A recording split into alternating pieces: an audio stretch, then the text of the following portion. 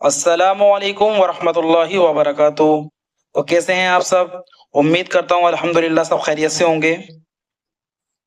खैर मकदम करता हूँ आपका अपने चैनल मकतब असहाब सुफ़ा पर। और अब अल्हम्दुलिल्लाह तख्ती नंबर 21 हम शुरू करेंगे। आज के सबक में हम शुरू करेंगे। आप सबसे एक दरख्वास्त है कि चैनल पर नए हैं तो चैनल को सब्सक्राइब कर लें और बेल आइकन भी दबा दें ताकि जैसे ही हम वीडियो डालें नोटिफिकेशन आप तक पहुंचे। तो चलें शुरू करते हैं आज का सबक। अऊज़ु बिल्लाहि मिनश शैतानिर रजीम। बिस्मिल्लाहिर रहमानिर रहीम। तख्ती नंबर 21 हुर्फ़े मुक़त्तआत। ये तख्ती नंबर 21 हुर्फ़े मुक़त्तआत है। तो अब ये क्या होता है इसको समझ लें अच्छी तरीके से कि जब हम कुरान शरीफ पढ़ते हैं तो कुरान शरीफ के अंदर जो चंद सूरतें आती हैं, कुरान शरीफ के अंदर हम जब सूरतें शुरू करते हैं, जैसे सूरह बकरा शुरू करते हैं तो अलिफ लाम मीम, सूरह ताहा शुरू करते हैं, यासीन उसमें ये आता है यासीन, और हामीम अलिफ लाम मीम सजदा में हामीम। तो इस तरीके से ये सूरतों के शुरू में आते हैं। तो आप जब तर्जुमे वाला कुरान पढ़ेंगे तो इसमें भी आपको अलिफ लाम मीम का तर्जुमे में अलिफ लाम मीम लिखा होगा, उसके बाद में आगे की आयतों के तर्जुमे लिखे होंगे।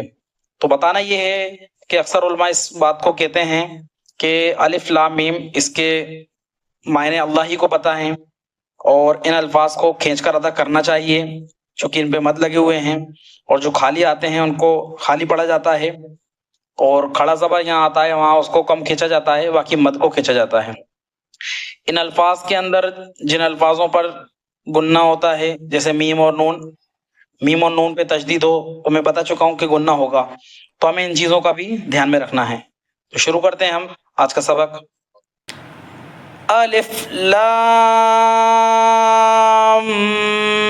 मीम। आपने देखा लाम को खींचा, मीम को खींचा और गुन्ना किया। फिर से देखें, अलिफ लाम मीम, अलिफ लाम मीम सॉद। फिर देखें, अलिफ लाम मीम सॉद, अलिफ लाम रा। यहाँ खड़ा ज़बर है, इसको कम खींचेंगे। अलिफ लाम मीम रा, काफ हा या ऐन सॉद। फिर से देखें, काफ हा या ऐन सॉद। तो आपने यहाँ देखा हमने हा और या को कम खींचा, काफ को, आइन को और स्वाद को खींचकर पढ़ा। आइन चूँकि बोलने में नून आखिर में ज़ाहिर हो रहा है, आइन लिखेंगे, आइन ऐन या नून, तीन लफ्ज़ों को मिलकर आइन बनता है, तो इसके नून में इख्फा करेंगे आखिर में। चलें यहाँ, तौहा तौसीन मीम, तौसीन मीम, तौसीन, यासीन। इसको आप गौर करें कि जब कुरान शरीफ के अंदर हम पढ़ते हैं तो हम पढ़ते हुए चले जाते हैं यासीन वल कुरानिल हकीम, इस तरीके से। ऐसे नहीं करना है, इसको अदा करना है। अक्सर ये गलतियाँ होती हैं कुरान शरीफ के पढ़ने में कि जो मद होते हैं हम उनको پڑھتے نہیں ہیں مد کو، چھوڑ دیتے ہیں. اب چھوڑتے کیسے ہیں کہ ہم جلدی پڑھ کر چلے جائیں گے، اس کی ادائیگی نہیں ہوئی تو وہ چھوڑ دیا. اب آپ قرآن شریف کھولیں گے، یاسین پڑھیں گے تو آپ نے پڑھ دیا یاسین والقرآن الحکیم انک لمن المرسلین، بس یہ سمجھ لیا آپ نے، جلدی جلدی پڑھ دیا، الفاظ کی بھی ادائیگی نہیں کری اور ان کے مدوں کی بھی ادائیگی نہیں کی. اگر ہم ٹھہر کر پڑھیں گے یاسین، تو دیکھیں آپ اس چیز کو، یاسین صاد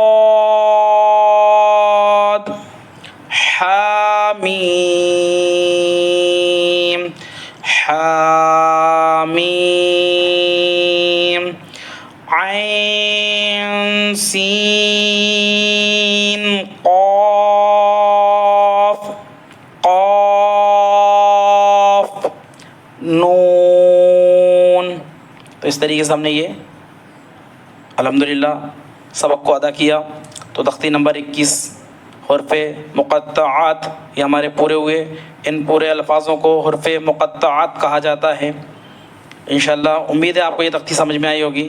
اللہ مجھے آپ کو عمل کی توفیق عطا فرمائے، قرآن کو بہتر صحیح طریقے سے اس کو ادا کرنے کی اور اس پر عمل کرنے کی توفیق عطا فرمائے. آمین. السلام علیکم ورحمۃ اللہ وبرکاتہ.